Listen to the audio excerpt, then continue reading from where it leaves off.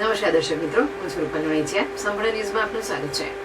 ડીસા તાલુકાના ભીલડી પંથકમાં પર્યાવરણને લઈને ચોંકાવનારી અને ચિંતાજનક સ્થિતિ સામે આવી રહી છે. નગરો તંત્રની રહેમનજર હેઠળ ખુલ્લેઆમ લીલા વૃક્ષોનું નિકંદન ચાલી રહ્યું છે.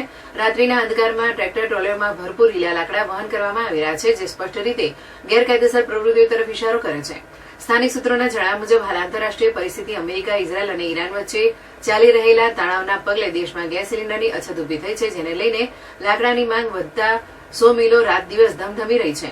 આ પરિસ્થિતિનો લાભ લઈ લાકડાની માંગમાં જંગી વધારો થયો છે. આ માંગને પહોંચી વળવા ભીલડી પંથકના આસપાસના ગામોમાં ગેરકાયદેસર લાકડા કાપવાની લાઠીઓ બેફામ ધમધમી રહી છે. આ સૌથી ગંભીર બાબત એ છે કે આ બધું તંત્રની જાણ બહાર નથી હોવા છતાં કોઈ કડક કાર્યવાહી કરવામાં આવતી.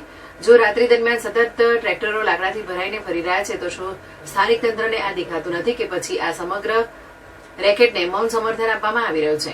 એક તરફ ગુજરાત સરકાર પર્યાવરણ બચાવો અને વૃક્ષો વાવો જેવા કાર્યક્રમો પાછળ કરોડો રૂપિયાનો ધુમાડો કરી રહ્યા છે, વૃક્ષારોપણના દાવા કરે છે, તો બીજી તરફ જમીન પર હકીકત બિલકુલ વિપરીત દેખાઈ રહી છે. ભીલડી પંથકમાં થઈ રહેલું લીલા લાકડાનું વૃક્ષોનું નિકંદન એ સરકારના દાવાઓને ખુલ્લેઆમ પડકારતું ખુલ્લો પડકાર સરકારને ફેંકી રહ્યા છે. આ ઘટનાને લઈને પર્યાવરણ પ્રેમીઓમાં ભારે રોષ જોવા મળી રહ્યો છે. તેઓ તાત્કાલિક કડક પગલાં લેવા, ભ્રષ્ટ અધિકારીઓ સામે કાર્યવાહી કરવા અને આ ગેરકાયદેસર લાકડા કાપવાની પ્રવૃત્તિઓને બંધ કરાવવા માંગ કરી રહ્યા છે. જો તંત્ર હજી પણ આ ખાડા કાન કરશે તો આવનારા સમયમાં પર્યાવરણને ભારે નુકસાન થશે અને તેની જવાબદારી કોણ લેશે તે મોટો સવાલ ઉભો થાય છે. આ અંગે ફોરેસ્ટ વિભાગ અને ડીસા મામલતદાર અને સ્થાનિક પોલીસ બિનકાયદેસર લીલા લાકડાઓ ટ્રેક્ટરમાં ભરીને હેરાફેરી કરી 100 મિલો સાથે કાર્યવાહી કરશે ખરા?